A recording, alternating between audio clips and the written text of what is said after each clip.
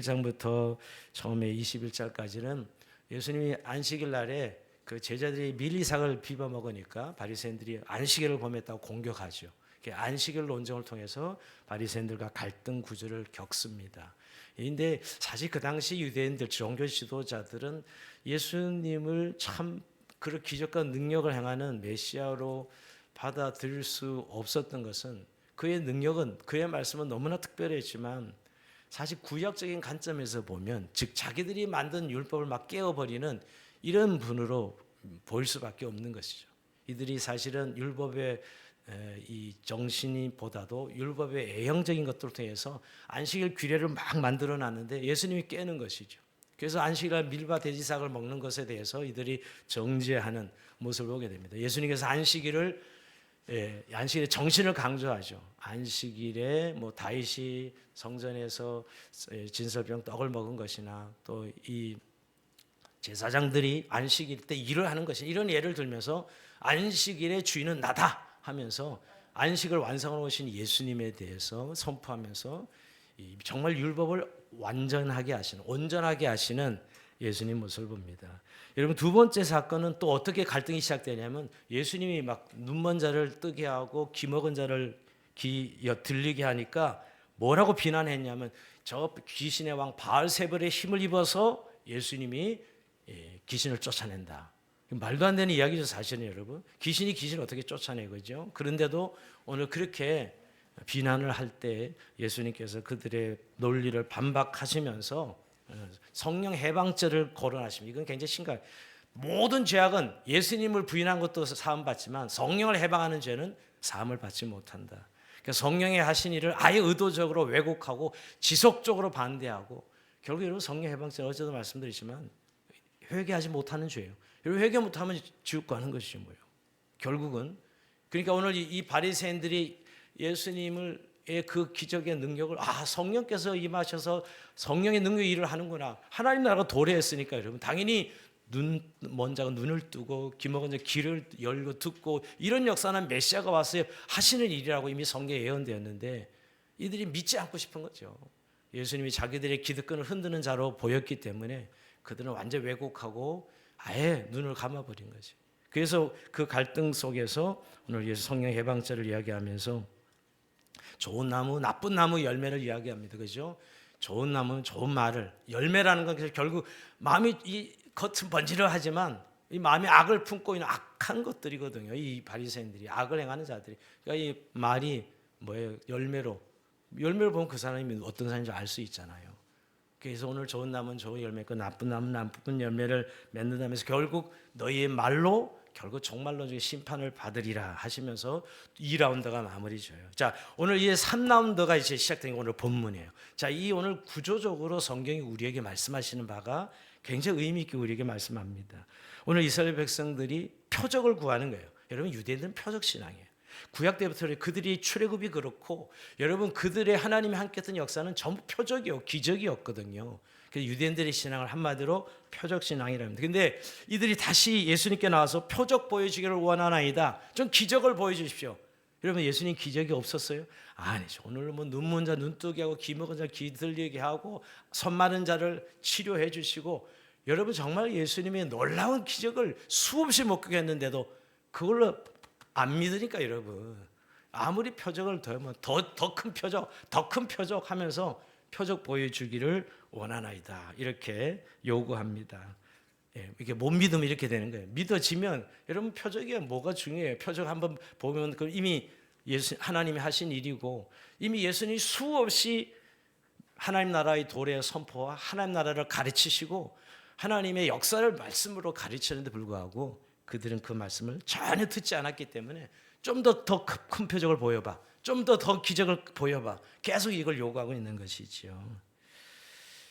그래서 예수님께서 오늘 거기에 대해서 이 표적을 구하는 이들에게 어떻게 말씀하시냐면 39절 한번 보겠습니다. 39절, 예수께서 대답하여 이르시되 악하고 음란한 세대가 표적을 구하나 선지자 요나의 표적밖에는 보일 표적이 없느니라. 자, 예수님의 답이 굉장히 오늘 중요해요. 자, 사실은 오늘 요나의 표적밖에 보일 것이 없다라고 말씀하고 있습니다. 요나의 표적이 뭐죠? 구약의 요나서 좀 기억하죠? 4장짜리 짧은 성경인데 하나님께서 요나에게 니네 가서 니네 백성들이 망한다라고 외치라 그러죠. 근데 말을 안 듣고 결국 도망가요. 그걸 니네로 안 가고 다시스로 도망가 가지고 결국 배가 결국 문제가 생겨서 이제 결국은 물에 던져지잖아요. 범인으로 지목돼 가지고 이 풍랑이 어디서 오느냐? 이 요나 때문에. 그래서 바다에 던졌는데 물고기가 잡아먹습니다. 물고기 뱃속에 3일 동안 있다가 3일 만에 결국 물 밖으로 나와서 요나가 살아나죠. 그래서 그때 회개하고 다시 니네로 가서 외치죠. 니네 가서 외쳤을 때 니네 사람들이 회개하고 돌아오는 것이었어요. 망한다 그랬는데 그 멸망한다는 심판의 소식을 들었지만 이들이 회개하는 역사가 일어나죠. 그래서 니네가 마지막에는 4장 끝에는 막 데모하고 이럴 수가 있습니까? 망한다 그랬는데 왜 저들이 회개하고 돌이키냐고 하면서 우리가 끝의 장면을 잘 기억하고 있습니다. 근데 결국 이게 요나의 표적이라는 것은 요나가 물고기 뱃속에 갔다가 사흘 만에 다시 육지로 살아나거든요. 오늘 이 바다에 던져 살던 물고기 뱃속에 있다가 다시 살아납니다. 여기 바로 예수님이 십자가에 죽으셨다가 사흘 만에 부활한 것을 예표하는 거예요. 그러니까 예수님이 십자가 부활의 표적밖에는 볼 것이 없다. 여러분 너무너무 중요한 이야기예요. 신학적으로 너무너무 중요하고요. 결국 예수님이 이제까지 기적 보이는데 안 믿어요. 그러나 궁극적으로 한 가지 딱 하나의 표적이 있는데 바로 십자가 부활의 표적이란 말이에요. 예수님이 우리에게 구원하러 이 땅에 오셔서 십자가에 죽으시고 사흘 만에 부활하신 이 십자가의 사건, 부활의 사건이야말로 완벽한 표적이죠. 완벽한 기적이죠, 여러분. 그래서 오늘 예수님께서 요나의 표적밖에는 볼 것이 없느냐. 이들이 알아들었을까요? 못 알아듣죠. 요나의 표적을 어떻게 알아들었겠어요? 구약 성경에 능통은 했지만 예수님이 왜 요나의 표적을 이야기했을까는 전혀 몰랐을 거예요. 예수님이 아직은 십자가 지시고 부활하신 사건이 아직은 일어나지 않은 사건이죠. 근데 예수님 이미 여러 차례 이제 말씀을 할 때 나오고 있는 내용이지만 이들은 전혀 깨닫지 못했을 것입니다. 근데 여러분 결국 오늘 예수님께서 이 이야기를 하면서 이 41절에 보면 심판 때에 니네 사람들이 일어나 이 세대 사람을 정죄하리니 그들이 요나의 전도를 듣고 회개하였으며 그니와 요나보다 더 큰 이가 여기 있으며 뭔 말씀이냐 니네에 가서 요나가 딱 전했는데 바로 한 번에 회개하고 돌아와요. 이 요나가 전해서 이들이 돌아옵니다. 이게 지금 요나보다 더 크니 즉 예수님을 말하는 예수님이 지금 앞에 서서 말씀하는데 안 믿어. 그래 요나보다 더 큰 이가 있는데 이걸 안 믿으면 뭐 결국 이들은 구원받을 수 없는 것이죠. 여러분, 그러니까 표적의 문제가 아니에요. 더 큰 기적을 보여주면 더 큰 기적을 또 요구하지 믿지 않는데 무슨 소용이 있겠어요. 결국 말씀 한마디 던져지면 그 말씀에 회개하고 돌이키는 여러분 우리가 예수님께서 복음을 전할 때 하나님 나라가 가까이 왔으니 회개하고 복음을 믿어라 하신 이 첫성이고 예수님의 주제였어요. 주제. 예수님이 주제죠. 예수님의 이 땅에 와서 복음의 주제입니다. 회개하고 복음을 믿는 것이죠. 근데 오늘 예수님이 와서 이렇게 외치는데 이들이 안 믿어. 그러니까 지금도 여러분 그렇게 예수님 복음을 전해도 안 믿는 거는 정상이에요. 예수님 때도 안 믿었는데 사람들이 하나님의 아들이 와서 전했는데도 바리새인들은 이런 태도를 취하고 있다고요. 그러니까 오늘날 여러분 전도하면서 너무 안타까워하지 마시라고요. 그 당연한 거예요. 안 믿어지는 걸 어떻게 해요? 안 믿어요. 우리 믿어져서 지금 그런 거죠. 오늘 이 바리새인들이 예수님이 그렇게 표적을 보여줬는데 또 더 큰 기적을 보인 거예요. 예수님이 이제는 내가 표적 보여줄 게 없어. 요나의 표적, 즉 십자가의 죽으신가 부활 이걸로 그냥 종국적으로 끝이 낸다는 것이죠. 근데 여러분 이 요나의 표적은 결국은 왜 이렇게 중요하죠? 그 십자가 부활에서 우리의 근본적인 문제, 죄와 사망의 문제가 해결되기 때문입니다. 결국 요나가 물고기 뱃속에 사흘을 지내며 죽음의 문턱을 넘나들어서 다시 살아난 사건은 장차 예수 그리스도께서 겪으실 거대한 구원의 소국이었던 것이죠. 여러분 세상의 기적은 배고픔을 잠시 면해주고 질병을 잠시 늦추고 뭐 이런 것들 아니 죽은 자가 살아났더라 또 죽어요 여러분. 그것도 제일 큰 기적이 뭐 죽은 자가 살아나는 거라고 우리 믿고 있잖아요. 여러분 우리가 뭐 이미 예수님께서도 그러지 않았어요 여러분. 오늘 이 예수님의 기적을 보면서도 여전히 이 사람들은 그 질병과 뭐 이런 기적들 결국은 예수님이 다시 우리를 위하여 십자가에 죽으시고 부활하셔서 우리의 영혼의 문제, 우리의 죄 문제를 해고 구원하신 것이죠. 사실 이것이 믿어져야 신앙생활이 시작되는 거예요. 여러분 어떤 분들은 이런 십자가 부활의 십자가 이 구속의 복음을 믿지 아니하고 자꾸 기적을 통해서 뭔가 신앙을 확인하고 발견하려고 합니다. 결국 신앙 믿지 못하죠, 여러분.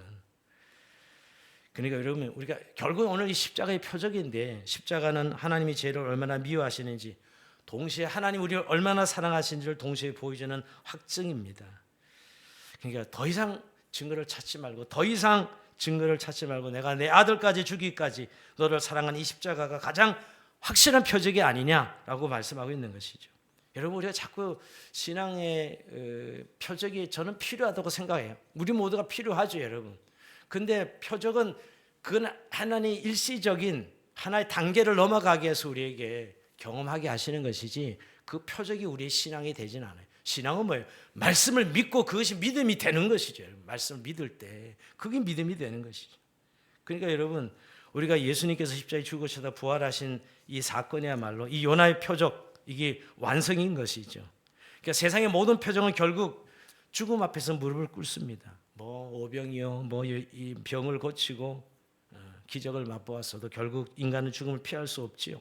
근데 결국 부활 사건에서 예수님이 마지막 이 사망이란 무기를 무력화시켜 버리고 예수님이 사흘 만에 부활하신 것입니다. 그러니까 결국 이거보다 더 큰 표적은 없는 것이죠. 예수 십자가 부활의 표적이요 구원의 표적인 것입니다. 그러니까 여러분 오늘 십자가 부활을 믿는 자에게는 더 이상 구걸하듯 찾는 표적이 필요 없습니다. 이미 우리는 이 표적을 가지고 있는 자들이 뭔 더 표적을 원해요. 물론 저는 우리가 신앙생활 하면서 하나님이 은사로 경험하게 하든지 또 신비한 체험을 경험하는 그런 은혜가 분명히 있습니다. 이거 없는 신앙생활은 없어요. 하지만 우리가 이미 본질적인 이 우주적인 기적이죠. 오늘 복음을 듣고 우리가 믿었잖아요. 여러분 요나의 표적의 의미가 요나 가서 외쳤을 때 그들이 회개했다고요. 그리고 그들이 구원을 받죠, 여러분. 멸망하지 않습니다.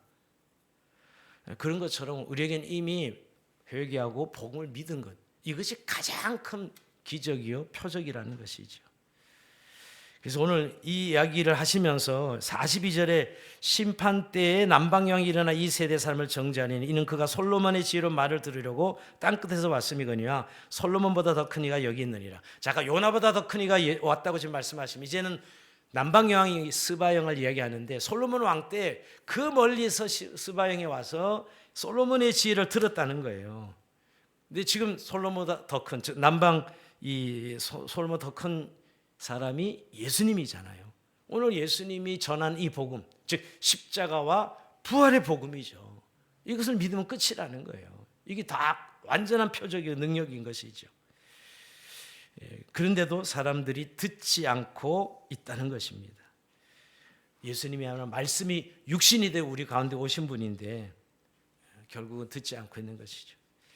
여러분 결국 표적을 구하는 신앙은 항상 회피하는 신앙이 됩니다. 핑계가 되죠. 늘 있는데 말씀은 좋은데 우리의 현실은 너무 힘들잖아요. 뭐 이런 생각을 가진 분들 많지요. 좀 더 확실한 뭔가가 보여지면 나는 믿음 생활하겠습니다 라고 이야기하지만 성경은 믿음은 들음에서 나며라고 말씀. 믿음은 들으면서 그리스도의 말씀으로 말미암느니라 라고 말씀하고 있는 것이. 그래서 여러분 우리가 참 이 부분을 놓고 한번 우리의 신앙을 좀 돌아볼 필요가 있어요. 뭐냐면 우리가 신앙생활하면서 사실 우리도 모르게 이런 표적 신앙에 빠져 있는 우리 자신들을 발견합니다. 그죠? 그러니까 표적 신앙은 우리에게 이런 거예요. 약간 눈에 보이는 어떤 기도응답, 눈에 보이는 보상 이런 것들이 우리 신앙을 중요하다고 생각하는 것이에요. 이것이 없으면 신앙생활이 안 되는 사람들이 있어요. 하나님은 말씀으로 이미 우리에게 계속 응답하시는데 말이에요. 또 은사가 없다든가 뭐 이러면 신앙생활을 못하는 것이죠. 근데 여러분 표적을 요구할 때 우리가 주님과의 관계가 신뢰의 관계가 아니라 거래 관계가 되는 듯합니다. 이 문제 해결해 주시면 믿겠습니다. 이거 사실 조건부 계약이잖아요. 그리고 내 뜻대로 응답이 안 되면 원망하고 불신하고 이게 무슨 신앙이에요 사실. 표적을 구하는 이스라엘 백성들이 오늘 이런 모습이 우리에게 얼마든지 있을 수 있다는 거예요. 자꾸 여러분 우리가 근데 기적을 체험하면 그걸로 하나님의 살아계심을 체험하고 또 말씀을 붙잡아야 되는데 우리의 더 큰 기적, 더 큰 자극을 원하는 이런 신앙으로 가기가 쉽다는 것이에요. 그리고 사실은 오늘 이 바리새인들이 눈앞에 메시아를 두고도 표적을 구했던 이유는 그들이 원하는 왕은 따로 있었기 때문에, 예수님은 우리가 원하는 왕이 아닌 거예요. 현대의 표적 신화도 마찬가지입니다. 내 삶의 안락함과 성공이라는 표적에만 몰두하면 우리가 예수님의 요나의 표적, 이 죽으시고 받는 요나의 표적, 즉 본질적인 십자가는 보이지 않는 것이죠. 그래서 자꾸 복음은 저 초급 단계로 그저 처음에 예수 믿을 때 관문으로 여기고, 우리 복음이 모든 것인데에도 불구하고 계속 사람들은 뭔가 더 큰 것을 요구하는 것이죠. 여러분, 결국 신앙은, 여러분, 표적은 그냥 이정표일 뿐입니다. 근데 이정표만 서 있는 여행객은 길을 잃어버리죠. 이제 우리는 표적을 달라는 기도를 멈추고 이제 주님과 더 동행하고 주님을 더 경험하고 주님과 더 함께 살아가는 삶을 구해야 되는 것이죠. 여러분, 눈에 보이는 증거 없어도 주님을 신뢰하는 관계의 신앙으로 나아가야 돼요. 표적 신앙이 바로 이 하나님과의 관계는 별로 중요하게 생각하지 않고 뭔가 보여달라는 거 아니에요, 사실은요. 여러분, 그래서 표적을 구하기보다 작은 말씀 하나를 순종할 때 하나님이 우리 안에 그 일을 행하시는 것을 보게 됩니다. 여러분, 이미 우리는 성경 말씀과 우리에게 부활의 증거가 있습니다. 어떤 분들은 막 찾아다니는 분들이 있어요. 어떻게 보면 참 신앙의 열정과 열심이 있다라는 생각이 드는데, 요새는 그런 분들도 별로 없긴 하지만, 옛날에 제가 30년, 20년 보면 진짜 표적을 찾아서 늘 주중엔 기도원 가시고 또 저녁엔 기도나 이런 유에 좀 신앙생활 분들을 보게 됩니다. 근데 여러분, 이미 이 말씀 속에 이미 다 하나님께서 우리에게 해답을 다 주시고 우리의 걸음을 말씀을 인도하고 계시다고요. 이미 하나님 우리에게 말씀 안에 다 은혜를 주셨는데 사실 그건 관심 없어하고 뭔가 좀 하나님이 내가 원하는 방향의 응답을 주시는데 거기에만 집중하는 것이죠. 결국 표적을 구하는 시간은 내 중심의 신앙생활이 됩니다. 그러나 여러분, 결국 말씀에 순종하는 신앙은 하나님 중심으로 신앙생활하는 것이죠. 내 신과 내 뜻대로 표적을 구하였던 손을 내려놓고 주님의 뜻에 내 삶을 내어드리는, 이게 바로 제자의 삶이고 주님이 기뻐하시는 삶입니다. 그러기에 다시 한번 좀 우리의 삶에 우리가 다시 한번 돌아봐야 될 것은, 나는 정말 표적을 구하는 그런 신앙생활을 하고 있지 않는가. 정말 말씀으로 이미 요나의 표적을 내게 주신 이 부활의 십자가의 표적을 붙들고 말씀으로 승리하는 신앙생활을 하는 저희 여러분 삶이 되기를 주의 이름으로 축원드립니다. 자, 그다음에 이제 두 번째 사건이 나오는데, 여러분, 예수님께서 이제 이 귀신들 잡다가 깨끗해진 사람의 비유를 드십니다. 자, 바리새인들과 이 이야기를 하시다가 요나의 표적밖에 없다 하시면서 빈집 비유를 드십니다. 집은 깨끗해졌고 정돈되었는데 그러나 비어 있었죠. 그 결과 어떻게 됩니까? 여러분, 집이 깨끗이 청소되니까 얼마나 좋아요? 그런데 그건 중립적인 건 아무 의미가 없어요. 귀신이 7이 들어와 버렸어요. 그 집에 말이에요. 이 비유는 여러분, 신앙에는 중립이 없다는 거예요. 여러분, 비워졌다는 건 어떻게 보면 정리도 청소되니까 얼마나 좋아요? 깨끗해졌다라고 하지만 반드시 그 비어진 데는 뭔가 채워져야 되는데 채워지지 않고 그냥 비어 있으면, 아까 귀신 하나 들어왔는데 7 귀신이 들어와서 더 크게 역사하는 마음 집이 되는 것이죠, 여러분. 그러니까 여러분, 이건 사실 표적신앙을 예를 드는 거예요. 표적신앙은 일시적인 변화는 만들 수 있지만 삶을 채우는 신앙은 되지 못한다는 거예요. 그러니까 죄는 떠났는데 말씀이 없어. 습관은 고쳤지만 주인이 없는 것입니다. 그 결과 이전보다 더 위험해지는 것이죠, 여러분. 그러니까 지금 요 앞에 바리새인들 앞에 있잖아요. 지금 예수님이 그 종교적 형식주의에 빠지는 유대인들을 날카롭게 지적하는 거예요. 맨날 죄에서부터 자기들 깨끗하고 정결 예식을 행하고 율법적으로 난리 버거지를 피는데 정작 그 안엔 더러운 귀신이 7이나 들어가서 더 역사 크게 일어나고 있는, 오늘 그 비유를 사실 그 비유를 들어서 설명하고 있는 것이죠. 그러니까 여러분, 오늘 우리가 비운다는, 기독교는 비움의 형성은 아닙니다. 우리가 내려놓음이라는 이야기 쓰고 있는데 우리 불교는 비우는 것이 이거죠. 불교는 비워서 무념무상의 상태로, 그래서 해탈로 가는 게 불교의 영성입니다. 근데 기독교는 비움의 영성이 아니고요, 채움의 영성이에요. 비운 거, 죄를 회개하고 비워야죠. 근데 그걸 그대로 두면 7 귀신이 들어온다니까요. 채워야죠. 채워야죠. 주님의 은혜로 채워야 되는 것인데 오늘 이들이 지금 속에 욕망과 욕심으로 가득 찬 이 바리새인들 말이에요.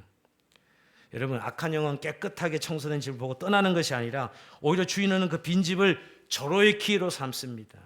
그러니까 여러분, 사실은 내 마음에 있는 걸 몰아내고 깨끗하게 하고 하는 것 물론 중요합니다. 근데 더 중요한 거는 그 자리가 비었으면 예수 그리스도를 주인으로 삼는 내 마음이 돼야 되는데 그 자리를 비워놓으니까 예수님이 주인은 되도록 내 마음을 만들어야 되는데 그러지 않는 것이죠. 그게 더 악한 귀신이 들어와서 더 크게 역사하는 것입니다. 여러분, 우리가 이 지금 겉만 번지른 형식주의에 빠진 유대인들을 향한 예수님의 말씀이거든요. 우리가 여러분 겉으로는 뭐 주일 성사하고 예배 잘 드리고 헌금 생활하고 뭐 겉으로는 문제없는 그리스도인들 같지만 정말 우리 내면에 우리의 마음에 정말 예수님이 주인 되어 있는 그런 마음이냐는 것이에요. 여러분, 우리가 종교라는 이름으로 겉만 그럴싸하게 수리해 놓는 집은 유혹에 취약합니다. 뭔가 들으면 금방 들어가요. 여러분, 결국 우리가 정말 말씀으로 깨끗해졌다는 것은 내 마음이 말씀으로 성령으로 채워져서 내 인생의 가치관이 하나님 말씀으로 바뀌어지고, 그렇죠? 정말 성령께서 내 안에 날마다 감동과 감화를 이끌어 주시고 그런 심령으로 신앙생활해야 그게 오늘도 정말 능력 있는 그리스도인이 되는 것인데, 여러분 오늘 뭐 한번 푸닥거리에서 내쫓은 것 같은데 귀신이 들어와서 더 크게 역사는 정말 마음의 주인이 예수님이 아닌 것이죠. 여러분, 이걸 말씀하고 있는 거예요. 그러니까 여러분, 형식이 내용을 대신할 때 신앙은 능력을 잃고 타락하게 되는 것이죠. 여러분, 사실 집이 비어 있다는 것은 단순히 아무것도 없다는 뜻이 아니라 진정한 주인이 없다는 뜻입니다. 여러분, 여기서 우리가 다시 한번 좀 신앙에서 여러분, 내 인생의 주인이 나 자라고 생각하는 사람들, 그러죠? 내 인생의 주인이 정말 예수 그리스도, 여러 예수 믿고 가치관이 바뀐다는 건 이제 말씀의 기준으로 살아가는 것이고, 내가 주인 됐던 삶이 예수님이 내 인생의 주인이 되는 삶이잖아요. 여러분, 그런 삶으로 변화가 일어나지 않으면 여전히 그 빈 자리에 탐욕이 들어오고 비교식이 들어오고 음란과 교만이 들어옵니다. 여러분, 잘 아는 이 악한 주인은 일곱 귀신을 몰아낼 힘이 없습니다. 근데 자꾸 우리는 불안한 나에게 인생의 주인을 자꾸 맡기잖아요. 나라는 이 욕망과 탐욕의 나에게 말이에요. 여러분, 근데 오늘 우리의 마음엔 예수 그리스도, 그분이 우리 인생의 집안의 안방을 딱 차지할 수 있도록 그분의 통치권을 인정하고 그분이 내 인생의 내 마음의 주인이 되게 해야 된다는 것이에요. 그러면서 여러분, 비우미에서 끝나면 안 돼요. 채우는 것이죠. 뭘로? 성령으로 채워져야 되는 것입니다. 기도를 통해서 내 감정의 빈 공간에 주님의 평안을 채워야 되고요. 찬양을 통해서 내 의지의 공간에 주님의 통치를 선포해야 돼요. 많은 분들이 사실은 이렇게 도덕적이고 종교적인 율법적인 무엇을 내려놓고 뭐 버리고 이것까지 하는 일은 늘 잘합니다. 왜? 우리는 본성적으로 율법적이거든요. 뭔가 행위를 통해서 뭔가 보상을 받고 행위를 통해서 우리 익숙해 있어요, 여러분. 그까지는 아는데 그 다음에 어떻게 해야 돼요? 내 안에 그리스도로 채워야 되잖아요. 정말 기도로 내 안에 예수님의 통치가 늘 이루어지도록, 찬양을 통해서 정말 내 삶의 모든 감정과 기운이 정말 그리스도의 영으로 충만해야 이게 채워지는 신앙이라는 거예요. 비어있는 집은 침노당하지만 주인이 거처하는 집은 안전합니다. 내 안에 정말 성령이 충만한다면 더 이상 죄의 유혹에 시달리는 빈집이 아니라 하나님 영광에 거하는 성전이 되는 거죠. 내 마음에 성경이 계십니다, 여러분.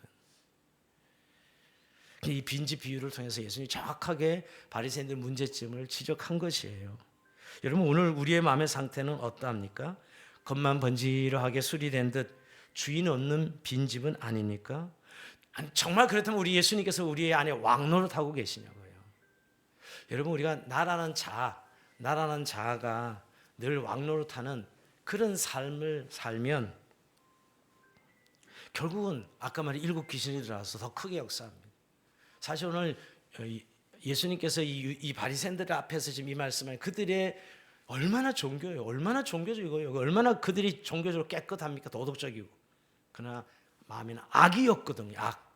바리새인들의말로 예수님의 저주를 받았다. 이 독사의 자식들아, 좀 심한 욕이죠, 여러분. 가장 심한 욕 하신 거예요. 그런데 여러분, 오늘 우리의 믿음 생활도 이들과 다르지 않을 수 있다는 걸 늘 경계해야 됩니다. 뭐 때문에? 늘 외형만 보는 거죠. 뭐 교회 나가서 기도도 하고 뭐 다 뭐 별 문제 없잖아, 신앙생활.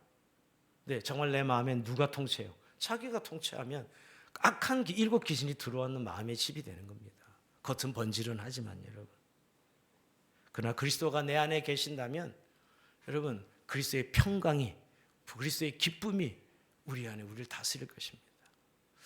정말 그리스도인의 실력이 뭔지 아십니까? 표정입니다. 표정. 사실은 우리의 표정은 여러분 우리의 마음을 담고 있어요. 우리의 마음을 담고 있다고요.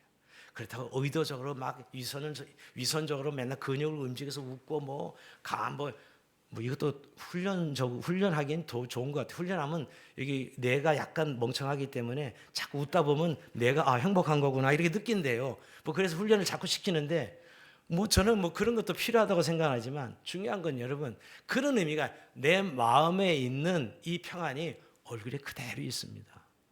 아세요, 여러분? 그러니까 결국 그리스도의 실력은 여러분 그런 외형적인 행위가 아닙니다, 사실은.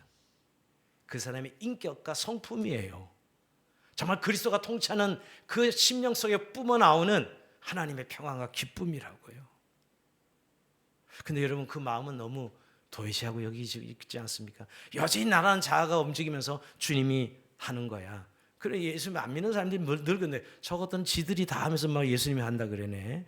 그렇게 이야기하는 사람이 들을 때마다 제가 움찔움찔할 때가 있어요. 정말 그럴 수도 있겠다. 분명히 난 주님의 은혜로 된다고 하는데 안 믿는 사람들이 지금 가끔 저한테 그러거든요. 다 당신이 하면서 뭘 하나님이 한다고 자꾸 그러냐고. 당신이 다 해놓고는 말이야. 우린 근데 정말 하나님이 하시죠. 왜? 우리 안에 계시니까. 근데 우리 안에 계시지 않고 그 일을 한다면 내가 하는 거죠, 여러분. 그게 무슨 주님이 하시는 일이에요. 내 안에 주님이 안 계신데 내가 하는 거지, 그건 여러분. 오늘 빈집비로서 주님이 그걸 말씀하고 있는 것입니다. 주님이 계신 곳에야말로 어둠이 물러가고 진정한 생명의 풍성함이 있습니다. 우리가 늘 눈으로 목격하고 귀로 듣는 건 다 어둠의 소식들이에요.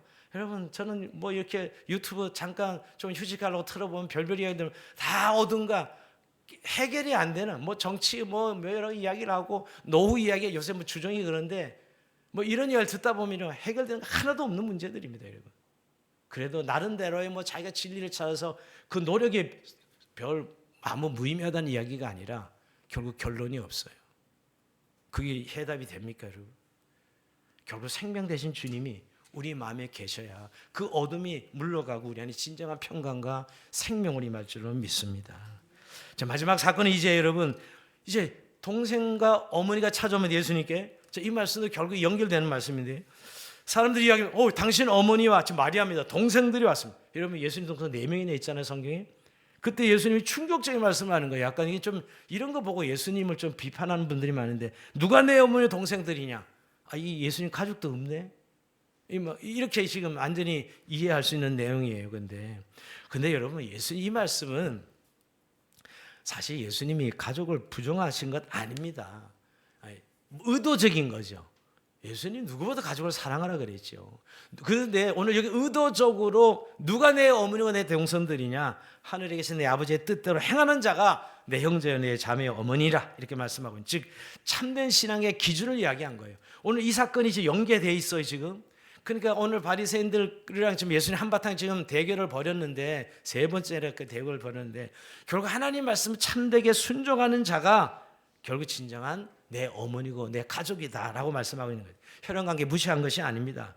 하나님 나라에는 혈통이나 직분이 아니라 하나님 뜻에 순종하는 삶이 관계의 핵심이라는 것이죠. 우리가 여러분 가족은 혈육이란 관계잖아요. 피를 나눈 관계가 가족인데 영적인 가족은 어떤 하나님의 뜻에 순종하는 자들이 관계를 만드는 이게 하나님의 나라의 백성들의 관계라는 것이죠. 말씀에 순종하는 자가 비로소 주님과 한 가족이 되는 특권을 누린다는 것이에요. 여러분 그래서 신앙의 중심은 오늘 이 말씀 뭐예요? 경험이 아니라 관계고 또 기적이 아니라 순종이다는 말씀하고 싶어서 다시 한번 신앙의 기준은 순종이지요. 여러분 참 우리가 신앙생활 하면서 알고 어떤 내용을 이해하고 다 좋습니다. 근데 결론적으로 그 말씀에 순종하고 있느냐고요. 그거 다 알아도 결론 마지막에 순종하지 않으면 아무 소용이 없습니다. 여러분 첫자들 둘자들 비유 알죠, 여러분? 그렇죠. 중요한 거는 결국 순종하는 자가 이해한 자예요. 아무것도 몰라도 순종하면 그 사람이 결국 이해한 자예요. 근데 우리는 사실은 알아야 되고 이해가 돼야 되고 중요하죠. 그러나 결국 결론은 순종이에요. 예수님께서 육신의 가족을 부정한 것이 아니라 결국 구원받은 자는 누릴 더 깊고 넓은 가족의 정의를 새롭게 내리신 것이죠. 즉 천국 가족은 하나님 말씀을 지키는 자들이 천국 가족, 영적인 가족들이다라고 이야기합니다. 결국 예수님이 영적인 가족을 기준을 제시한 것입니다. 누구든지 하늘에 계신 내 아버지의 뜻대로 하는 자가 내 가족이다. 여러분, 세상의 가족은 피로 결국 나눔을 결정되지만 하나님 나라의 가족은 하나님 말씀에 대한 순종으로 증명된다는 것이에요. 우리가 같이 예배드려도 여러분 결국 하나님 말씀에 순종하는 자들이 한 가족이 되는 것이지, 아무리 한 자리 같이 예배해도 하나님 말씀과 관계없으면 한 가족이 될 수 없습니다. 우리가 예수님 안에서 하나 된 거죠. 뭐 피켓 들고 하나 된다, 박수 너 하나고, 자 우리는 하나다 이런다 하나예요? 아닙니다. 그 안에 예수님이 계시고 정말 예수 그리스도의 말씀으로 순종하는 자들이 결국 한 가족이 되고 한 믿음의 형제 자매가 되는 것이죠. 그러면서 여러분, 우리 교회 공동체는 정말 영적인 가족인가? 오늘 이 말씀대로 정말 하나님 말씀을 순종하는 자들이 하나님의 영적인 가족이 된다고 했는데, 요새 여러분 가족이 참 1인 가족의 30%가 넘어가고 있고요. 이제 1인도 가족이래요. 그리고 이제는 혈연으로 가족이 아니고 이제 법이 아마 개정될 것 같아요. 혈연이 아닌 사람도 가족으로 이제 인정되는 이제 그런 시대가 곧 올 것 같습니다. 제가 보기에는. 요새 혼밥 혼술이라 그러는데 철저히 혼자가 되어가지고, 그리고 심지어 여러분, 근데 문제는 가족이 같이 살아도 대화 거의 없는 집이 점점 늘어나고 있어요. 가족도 아니에요, 사실은. 대화도 없는데 무슨 가족이에요, 사실은. 여러분, 그렇지 않아요? 여러분 30년 같이 살아 말 한 번 안 나는데 뭐가 가족입니까, 그게 사실은. 근데 사실 교회야말로 하나님 말씀이라는 이 순종하는 자들을 통해서 한 영적인 가족이 되어서 정말 하나님 말씀대로 살려고 같이 울어주고 믿음의 길을 가는 성자 손잡아주고 이런 것들이죠. 참 오늘 이 말씀을 보면서 우리의 진짜 가족들은 오늘 하나님 말씀을 순종하는 자들을 통해서 하나님이 이 영적인 가족을 만들기 원하는 것입니다. 그래서 여러분, 오늘 좀 우리에게도 이런 말씀의 기준으로 나누는 가족. 여러분, 우리가 성도들과 만나서 여러 가지를 나누지만은 정말 하나님의 말씀에 대한 나눔이 없이는, 그렇다고 막 성경을 꼭 따지고 이래야 말씀을 나누는 게 아닙니다. 제 말은 그 삶이 하나님의 통치에 하나님 인도하심을 순종하고 믿음으로 바라보는 그런 삶의 내용들을 나누지 않으면 사실 영적 가족이 느끼기가 어려워요. 그냥 세상 사람들 만나서 그냥 이야기 나누는 걸 우리가 뭐가 다르겠어요, 여러분? 아무 다름이 없죠, 여러분. 그러나 우리의 나눔에는 하나님께서 꼭 교제하면 위로가 있게 하시고 격려가 있게 하고 회복이 있게 하고 치료가 있게 하는 거예요. 그래서 성도의 교제가 너무너무 중요해요. 우리가 속으로 교회를 하는 이유도 봤죠. 그 때문이에요. 그 시간을 예전에 오후 예배 드렸잖아요. 성경 공부도 하고. 그런데 그 시간을 우리가 속으로 셀처치로 나눔을 가진 건 바로 이 때문에 영적 가족의 중요성이죠. 말씀을 마치면서 여러분, 그래서 참으로 우리가, 저는 그런 생각이에요. 혈육적으로 보면 옆에 있는 누님이 되고 형님이 되고 어머니가 되고 아버님이 되고 이렇게 될 수 있어야죠. 그럴 수 있습니까? 그래서 어떤 경우는 직분을 아예 안 줘버리고 다 형제야 자매야. 그리고 또 어떤 분은 누님 그러고 어떤 분은 동생 이렇게. 근데 어떤 분은 또 너무 심하게 이야기해서 완전히 교회가 완전히 혈육의 가족처럼 느껴지는데, 여러분 옆에 있는 분이 정말 혈육 이상으로 영적인 가족으로 우리가 바라볼 수 있을 때 하나님의 은혜가 풍성해지는 것이죠. 오늘 여러분 표적을 구하는 결국 이 바리새인들의 모습 속에 주님께서는 요나의 표적, 결국 십자가의 표적을 말씀하십니다. 하나님의 사랑의 표적, 죄사함의 표적, 부활의 표적을 말씀하고 있습니다. 십자가의 표적은 눈에 화려하지 않습니다. 그래서 여러분 믿음이 필요합니다. 결국 여러분 믿음으로 우리를 구원하셨고요. 우리가 믿음으로 살도록, 뭐에 대한 믿음이에요? 하나님과 그의 말씀에 대한 믿음이잖아요. 어떤 표적보다 이건 강력한 표적인 거예요. 믿음이 없으면 아무것도 아니에요, 사실은요. 그 말씀을 안 믿는데 무슨 우리가 신앙의 어떤 힘을 발휘하고 신앙의 열매를 맺을 수 있습니까? 아무리 교회를 자주 다니고 예수 믿는 사람 옆에 있나 하더라도 내가 정말 하나님과 그의 말씀을 믿지 않으면 아무런 일도 일어나지 않습니다. 그래서 여러분 정말 표적을 구하는 신앙에서 말씀에 반응하는 신앙으로, 기적을 요구하는 신앙에서 정말 십자가를 따르는 제자의 신앙으로 말이에요. 오늘 이렇게 주님이 우리에게 말씀하시는 것입니다. 성도 여러분, 우리 안에 다시 한번 요나의 표적이, 이 십자가 발의 표적이 우리 안에 확 서 있는지, 그리고 그 말씀대로는 순종해가는 걸음으로 내 안에 여러분 아무리 깨끗이 수리되어도 결국은 귀신이 일곱 귀신 와서 역사한다 그러지 않습니까? 정말 경험에서 끝나지 않고요, 순종으로 이어지는 제자의 길로 가는, 믿음을 알면서 순종해 가는 저희의 삶이 되길 주의 이름으로 축원드립니다. 자, 우리 찬송하면서 주님 앞에 기도의 시간을 나갑시다. 이 노래 아무 증거 아니 배워도 우리 찬송하면서 주님 앞에 기도의 시간을 나갑시다.